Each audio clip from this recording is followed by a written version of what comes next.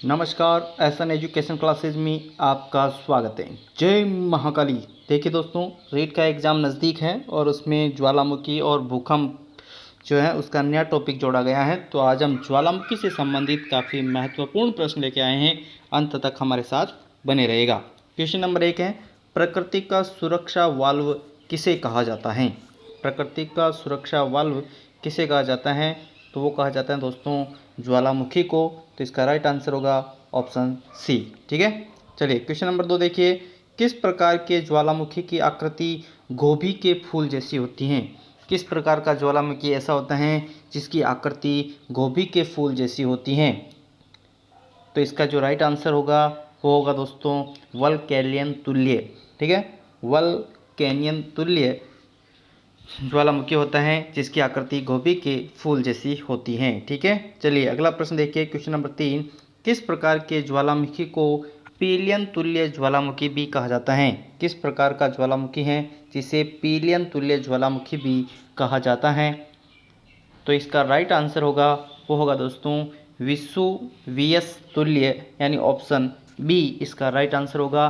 Vesuvius तुल्य ज्वालामुखी को Pelean तुल्य ज्वालामुखी भी कहा जाता है। ठीक है, चलिए अगला प्रश्न देखिए। क्वेश्चन नंबर 4, किस ज्वालामुखी में अक्सर उद्गार होती रहती हैं? कौन सा ऐसा ज्वालामुखी है जिसमें अक्सर उद्गार होती रहती हैं? तो इसका जो राइट आंसर है वो है दोस्तों जागृत ज्वालामुखी। ठीक है, जागृत ज्वालामुखी होता है उसमें अक्सर उद्गार होता रहता है। चलिए अगला प्रश्न देखिए। क्वेश्चन नंबर 5, किस ज्वालामुखी में ऐतिहासिक काल से उद्गार नहीं हुए हैं? किस प्रकार का ज्वालामुखी ऐसा है जिसमें ऐतिहासिक काल से उद्गार नहीं होता है? तो दोस्तों इसका जो राइट आंसर है वो है मृत ज्वालामुखी, यानी ऑप्शन डी इसका राइट आंसर होगा। ठीक है, अगला प्रश्न देखिए। क्वेश्चन नंबर 6, लंबे समय तक शांत रहने के पश्चात विस्फोट होने वाला ज्वालामुखी क्या कहलाता है?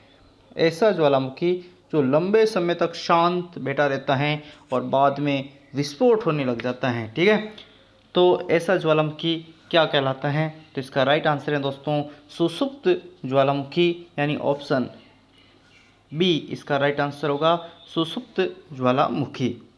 क्वेश्चन नंबर 7 देखिए। क्वेश्चन नंबर 7 है, विस्फोट की तीव्रता के आधार पर ज्वालामुखियों के प्रकारों का सही आरोही क्रम क्या है? विस्फोट की तीव्रता के आधार पर बताना है आपको कि ज्वालामुखियों के प्रकार का सही अवरोही क्रम कौन सा है। जल्दी से देखिए 4 ऑप्शन और फिर अपना आंसर दीजिए।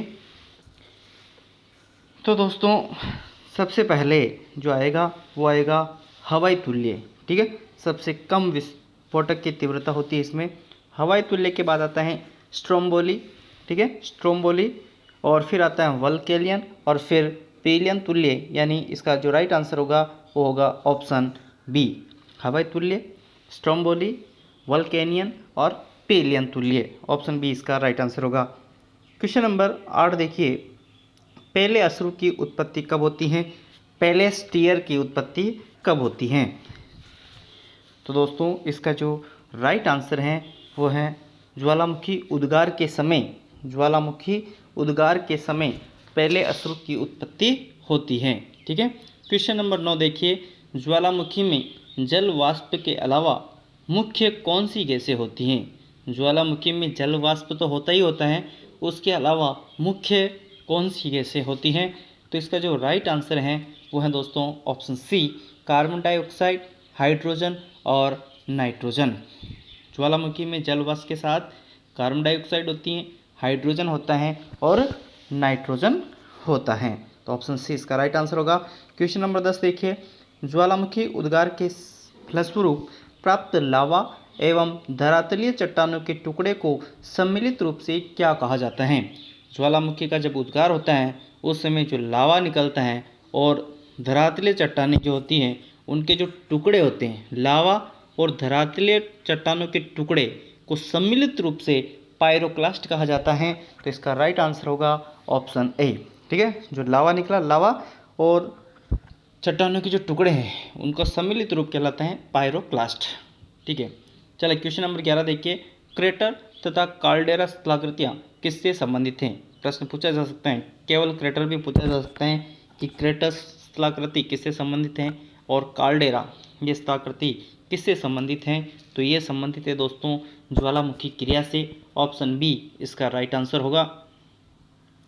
क्वेश्चन नंबर 12, किस प्रकार के ज्वालामुखी में सर्वाधिक विस्फोटक उद्गार होता है।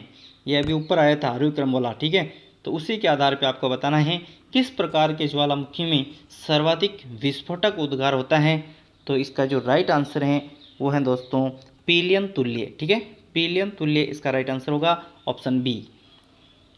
क्वेश्चन नंबर 13 देखिए, पेले के बाल पेलेस हेयर का संबंध किस प्रकार के ज्वालामुखी से हैं। पेले के बाल का संबंध किस प्रकार के ज्वालामुखी से हैं। तो इसका जो राइट आंसर है वो होगा दोस्तों हवाई तुल्य, यानी ऑप्शन सी इसका राइट आंसर होगा। क्वेश्चन नंबर 14 देखिए, डाइक क्या हैं। डाइक क्या हैं। तो दोस्तों इसका जो राइट आंसर है वो है ज्वालामुखी निर्मित आंतरिक स्थलाकृति, ठीक है। ज्वालामुखी निर्मित आंतरिक स्थलाकृति को क्या कहते हैं, डाइक कहते हैं। तो इसका राइट आंसर ऑप्शन बी होगा। क्वेश्चन नंबर 15 देखिए, क्वेश्चन नंबर 15, कार्लडेरा किससे संबंधित हैं। अभी ऊपर आ गया था। तो कार्लडेरा किससे संबंधित है दोस्तों, वो हैं ज्वालामुखी से। तो ऑप्शन सी इसका राइट आंसर होगा। क्वेश्चन नंबर 16 की तरफ चलते हैं। क्वेश्चन नंबर 16 है, वह कौन सा महाद्वीप है जहाँ एक भी ज्वालामुखी नहीं है। कौन सा महाद्वीप ऐसा है जहाँ एक भी ज्वालामुखी नहीं है। तो इसका जो राइट आंसर होगा वो होगा दोस्तों ऑस्ट्रेलिया। क्या होगा, ऑस्ट्रेलिया ऐसा महाद्वीप है जहाँ एक भी ज्वालामुखी नहीं है, ठीक है। क्वेश्चन नंबर 17 की तरफ चलते हैं। क्वेश्चन नंबर 17 है, अग्निवलय किसे कहा जाता है। अग्निवलय किसे कहा जाता है। तो इसका जो राइट आंसर है वो दोस्तों प्रशांत परिमेखला को अग्निवलय या सर्कल ऑफ फायर कहा जाता है। तो इस 17वें का राइट आंसर होगा ऑप्शन सी। क्वेश्चन नंबर 18 की तरफ चलते हैं। क्वेश्चन नंबर 18 है, लेखोलिथ किससे संबंधित हैं। लेखोलिथ किससे संबंधित हैं। तो इसका राइट आंसर होगा वो होगा दोस्तों ज्वालामुखी से। लेखोलिथ का संबंध किससे हैं, ज्वालामुखी से हैं। तो ऑप्शन ए इसका राइट आंसर होगा। क्वेश्चन नंबर 19 देखिए, क्वेश्चन नंबर 19, पृथ्वी की सतह के नीचे द्रवीभूत शेल क्या कहलाता है। पृथ्वी की सतह के नीचे जो द्रवीभूत शेल होता है उसे क्या कहा जाता है। अच्छा प्रश्न है, आरआरबी 2003 में पूछा गया था। तो पृथ्वी की सतह के नीचे द्रवीभूत शेल को कहा जाता है दोस्तों मैग्मा, यानी ऑप्शन डी इसका राइट आंसर होगा। क्वेश्चन नंबर 20 देखिए, विश्व में सर्वाधिक जागृत ज्वालामुखी कहाँ स्थित हैं। विश्व में सर्वाधिक जागृत ज्वालामुखी कहाँ स्थित हैं। तो वो स्थित है दोस्तों प्रशांत महासागर के आसपास, ठीक है। कहाँ पर है, प्रशांत महासागर के आसपास स्थित हैं। क्वेश्चन नंबर 21 देखिए, विश्व की अधिकांश ज्वालामुखी घटनाएं कहाँ घटित होती हैं। विश्व की अधिकांश ज्वालामुखी घटनाएं कहाँ घटित होती हैं। तो विश्व की अधिकांश ज्वालामुखी घटनाएं वो घटित होती है दोस्तों विनाशात्मक प्लेट किनारों पर। तो इसका राइट आंसर ऑप्शन डी होगा। क्वेश्चन नंबर 22 देखिए, क्वेश्चन नंबर 22 है, विश्व के अधिकांश सक्रिय ज्वालामुखी कहाँ पाए जाते हैं। विश्व के अधिकांश सक्रिय ज्वालामुखी कहाँ पाए जाते हैं। तो इसका जो राइट आंसर है वो है दोस्तों नवीन मोड़दार पर्वतीय क्षेत्रों में। विश्व के अधिकांश सक्रिय ज्वालामुखी पाए जाते हैं नवीन मोड़दार पर्वतीय क्षेत्रों में। क्वेश्चन नंबर 23 देखिए, प्रशांत महासागर के चारों तरफ स्थित ज्वालामुखी की पेटी को क्या कहा जाता है। प्रशांत महासागर के चारों स्थित ज्वालामुखी की पेटी को क्या कहा जाता है। तो वो कहा जाता है अग्नि श्रृंखला। ऑप्शन सी राइट आंसर होगा, अग्नि श्रृंखला। क्वेश्चन नंबर 24, विश्व के अधिकांश सक्रिय ज्वालामुखी किस क्षेत्र में पाए जाते हैं। विश्व के अधिकांश सक्रिय ज्वालामुखी किस क्षेत्र में पाए जाते हैं। तो विश्व के अधिकांश सक्रिय ज्वालामुखी वो पाए जाते हैं परिप्रशांत पेटी में, यानी ऑप्शन सी राइट आंसर होगा, ऑप्शन सी परिप्रशांत पेटी में। Question number 25, Jwalamukhi ring of fire या घेरा किस महासागर से संबंधित हैं। रिंग ऑफ फायर का संबंध किस महासागर से है। तो आसान प्रश्न है। क्वेश्चन नंबर 25 का राइट आंसर प्रशांत महासागर। प्रशांत महासागर से संबंधित हैं, रिंग ऑफ फायर का संबंध। ठीक है, रिंग ऑफ फायर का संबंध किससे हैं? प्रशांत महासागर से। क्वेश्चन नंबर 26, विश्व का सबसे ऊंचा ज्वालामुखी पर्वत कोटोपैक्सी कहाँ स्थित है? विश्व का सबसे ऊंचा ज्वालामुखी पर्वत कोटोपैक्सी कहाँ स्थित है? तो ये कोटोपैक्सी जो है दोस्तों इक्वाडोर में है, तो इसका राइट आंसर ऑप्शन सी होगा। कोटोपैक्सी कहाँ है? इक्वाडोर में। अगला प्रश्न देखिए, स्ट्रोम्बोली किस प्रकार का ज्वालामुखी है? स्ट्रोम्बोली किस प्रकार का ज्वालामुखी है, ये आपको बताना है। तो क्वेश्चन नंबर 27 का जो राइट आंसर है वो है दोस्तों जागृत। तो स्ट्रोम्बोली किस प्रकार का ज्वालामुखी है? जागृत ज्वालामुखी है। और स्ट्रोम्बोली कहाँ है? इटली के, कहाँ पर है? इटली के सिसिली द्वीप में। कहाँ पर? इटली के सिसिली द्वीप में ये स्ट्रोम्बोली ज्वालामुखी हैं। ठीक है, अगला प्रश्न देखिए, क्वेश्चन नंबर 28, मृत ज्वालामुखी किलिमंजारो किस देश में स्थित हैं? मृत ज्वालामुखी किलिमंजारो जो है वो किस देश में स्थित हैं? तो इसका राइट आंसर है वो है दोस्तों तंजानिया। ठीक है, किलिमंजारो कहाँ स्थित है? तंजानिया। और यहाँ याद रखेंगे ये मृत ज्वालामुखी है। क्वेश्चन नंबर 29, फ्यूजियामा किस देश का ज्वालामुखी पर्वत है? फ्यूजियामा किस देश का ज्वालामुखी पर्वत है? तो इसका राइट आंसर है जापान। ठीक है, फ्यूजियामा किस देश का ज्वालामुखी पर्वत है? जापान का। अगला प्रश्न देखिए, अगला प्रश्न है भूमध्य सागर का लाइट हाउस किसे कहा जाता है? अच्छा प्रश्न है और एसएससी 2015 में ये पूछा गया था, भूमध्य सागर का लाइट हाउस किसे कहा जाता है? तो भूमध्य सागर का जो लाइट हाउस है वो कहा जाता है दोस्तों सिसिली का स्ट्रोम्बोली। ठीक है, सिसिली का स्ट्रोम्बोली जो ज्वालामुखी है उसे भूमध्य सागर का लाइट हाउस कहा जाता है, सिसिली का स्ट्रोम्बोली। ठीक है, याद रखना। क्वेश्चन नंबर 31 देखिए, फोसा मैग्ना क्या है? फोसा मैग्ना क्या है? तो इसका जो राइट आंसर है वो है दोस्तों ज्वालामुखी, यानी ऑप्शन ए इसका राइट आंसर होगा। क्वेश्चन नंबर 32, एयरबस ज्वालामुखी कहाँ स्थित हैं? एयरबस ज्वालामुखी कहाँ स्थित हैं? तो ये एयरबस ज्वालामुखी हैं वो है अंटार्कटिका में। ठीक है, कहाँ पर है? अंटार्कटिका में है। तो इसका राइट आंसर ऑप्शन सी होगा। अगला प्रश्न देखिए, क्वेश्चन नंबर 33, माउंट एटना ज्वालामुखी किस द्वीप पर स्थित है? माउंट एटना ज्वालामुखी जो है किस द्वीप पर है? तो ये है दोस्तों सिसिली द्वीप पर। किस पर? सिसिली द्वीप पर यह स्थित है। क्वेश्चन नंबर 34 देखिए, ज्वालामुखी की सक्रियता कहाँ अधिक पाई जाती है? ज्वालामुखी की सक्रियता जो है कहाँ पर अधिक पाई जाती है? एसएससी 2011 में पूछा गया प्रश्न है। तो ज्वालामुखी की सक्रियता जो सर्वाधिक पाई जाती हैं वो पाई जाती है दोस्तों जापान में। कहाँ पर? जापान में। ऑप्शन बी इसका राइट आंसर होगा। क्वेश्चन नंबर 35, विसुवियस ज्वालामुखी किस देश में स्थित हैं? विसुवियस ज्वालामुखी है वो किस देश में स्थित हैं? तो इसका जो राइट आंसर है वो है दोस्तों इटली, यानी ऑप्शन बी इसका राइट आंसर होगा, इटली। क्वेश्चन नंबर 36 देखिए, मोना लोवा किसका उदाहरण है? मोना लोवा किसका उदाहरण है?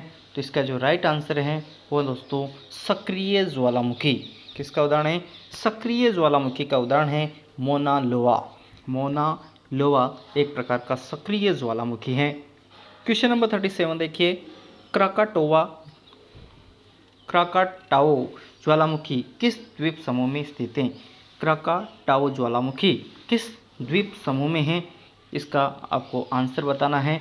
तो क्राकाटाओ ज्वालामुखी जो है स्प्रेटली द्वीप समूह में है। स्प्रेटली द्वीप समूह में है। इसका राइट आंसर होगा ऑप्शन बी। ठीक है, अगला प्रश्न देखिए, क्वेश्चन नंबर 38, संसार का सर्वाधिक सक्रिय ज्वालामुखी कौन सा है? संसार का सर्वाधिक सक्रिय ज्वालामुखी कौन सा है? ये यूपीपीएससी 2009 में पूछा गया था। तो संसार का सर्वाधिक सक्रिय ज्वालामुखी वो है दोस्तों किलायु। कौन सा? किलायु। संसार का सर्वाधिक सक्रिय पूछा गया है तो वो है दोस्तों किलायु। और ये कहाँ पर है? लुआ हिलो द्वीप में। लुआ हिलो द्वीप में है। ठीक है, संसार का सर्वाधिक सक्रिय ज्वालामुखी पूछे तो किलायू हैं। यहाँ पर ध्यान दें, भारत का एकमात्र सक्रिय ज्वालामुखी पूछे, भारत का एकमात्र सक्रिय ज्वालामुखी पूछे तो वो है दोस्तों बेरन द्वीप। कौन सा है? बेरन द्वीप है, जो अंडमान निकोबार द्वीप समूह में है। संसार का सर्वाधिक सक्रिय पूछे तो किलायू है, और भारत का एकमात्र सक्रिय ज्वालामुखी पूछे तो वो बेरन द्वीप है, जो अंडमान निकोबार द्वीप समूह में पड़ता है। क्वेश्चन नंबर 39, किलिमंजारो पर्वत किस महाद्वीप में स्थित है? किलिमंजारो जो पर्वत हैं किस महाद्वीप में स्थित है? तो किलिमंजारो सबको पता होना चाहिए अफ्रीका में है, तो इसका राइट आंसर ऑप्शन सी होगा। क्वेश्चन नंबर 40, एल मिस्टी ज्वालामुखी किस देश में है? एल मिस्टी ज्वालामुखी किस देश में है? तो इसका जो राइट आंसर है वो है दोस्तों पेरू। एल मिस्टी ज्वालामुखी किस देश में है? पेरू में है। ठीक है। क्वेश्चन नंबर 41 देखिए, ज्वालाखंडास्मि क्या होता है? ज्वालाखंडास्मि क्या होता है? तो ज्वालाखंडास्मि जो होता है वो होता है तप्त सेल के टुकड़े और लावा। ठीक है, तो तप्त सेल के टुकड़े और लावा ज्वालाखंडास्मि होते हैं। ठीक है। अगला प्रश्न देखिए, अगला प्रश्न है, फिलीपींस में कौन सा ज्वालामुखी लगभग 6 शताब्दियों तक सुप्त रहने के बाद फट पड़ा था? फिलीपींस में कौन सा ज्वालामुखी लगभग 6 शताब्दियों तक सुप्त रहने के बाद फट पड़ा था? तो इसका जो राइट आंसर है वो है दोस्तों माउंट पिनेटुबोग। कौन सा? माउंट पिनेटुबोग, यानी ऑप्शन डी इसका राइट आंसर होगा। क्वेश्चन नंबर 43, क्रेटर जिसे हम ज्वालामुखी छिद्र कहते हैं उसका आकार कैसा होता है? क्रेटर जिसे हम ज्वालामुखी छिद्र कहते हैं उसका आकार कैसा होता है? तो इसका जो राइट आंसर है वो है दोस्तों कीपाकार। कौन सा होता है? कीपाकार होता है, ऑप्शन बी इसका राइट आंसर होगा। क्वेश्चन नंबर 44, कौन सी गैस ज्वालामुखी उद्भेदन के समय नहीं निकलती हैं? आपको बताना है कौन सी गैस ऐसी है जो ज्वालामुखी उद्भेदन के समय नहीं निकलती हैं। तो इसका राइट आंसर है वो है दोस्तों ऑक्सीजन। कौन सी नहीं निकलती हैं? ऑक्सीजन गैस नहीं निकलती हैं। क्वेश्चन नंबर 45, ज्वालामुखी के उद्गार के समय निकलने वाली गैस में जल वाष्प की मात्रा कितनी होती है? ज्वालामुखी के उद्गार के समय निकलने वाली गैसों में जल वाष्प की मात्रा कितनी होती है? जल वाष्प जो होता है वो होता है दोस्तों 80 से 90% तक उसमें जल वाष्प होता है। ठीक है। अगला प्रश्न देखिए, क्वेश्चन नंबर 46, विश्व का सर्वाधिक ज्वालामुखी वाला क्षेत्र कौन सा है? विश्व का सर्वाधिक ज्वालामुखी वाला क्षेत्र, जहाँ पर सर्वाधिक ज्वालामुखी पाए जाते हैं वो क्षेत्र कौन सा है? तो इसका जो राइट आंसर है वो है दोस्तों फिलीपाइन द्वीप समूह, यानी ऑप्शन ए इसका राइट आंसर होगा, फिलीपाइन द्वीप समूह। ठीक है। अगला प्रश्न देखिए, विश्व का सबसे ऊंचा ज्वालामुखी पर्वत कौन सा है? विश्व का सबसे ऊंचा ज्वालामुखी पर्वत कौन सा है? विश्व का सबसे ऊंचा ज्वालामुखी पर्वत वो है दोस्तों माउंट कोटोपेक्सी। कौन सा है? माउंट कोटोपेक्सी, यानी ऑप्शन डी इसका राइट आंसर होगा, माउंट कोटोपेक्सी विश्व का सबसे ऊंचा ज्वालामुखी पर्वत है। क्वेश्चन नंबर 49, माउंट एरेबस ज्वालामुखी किस महाद्वीप में स्थित है? तो माउंट एरेबस ज्वालामुखी वो कहाँ पर स्थित है? वो है दोस्तों अंटार्कटिका में, यानी ऑप्शन सी इसका राइट आंसर होगा। और आखिरी क्वेश्चन 50वां क्वेश्चन देखिए, निम्नलिखित में से कौन प्रसुप्त ज्वालामुखी हैं? कौन सा ज्वालामुखी प्रसुप्त ज्वालामुखी हैं? तो इसका राइट आंसर है वो है दोस्तों क्राकाटाओ ज्वालामुखी हैं, वो प्रसुप्त ज्वालामुखी हैं। तो ये पूरे 50 प्रश्न हो चुके हैं। वीडियो कैसा लगा?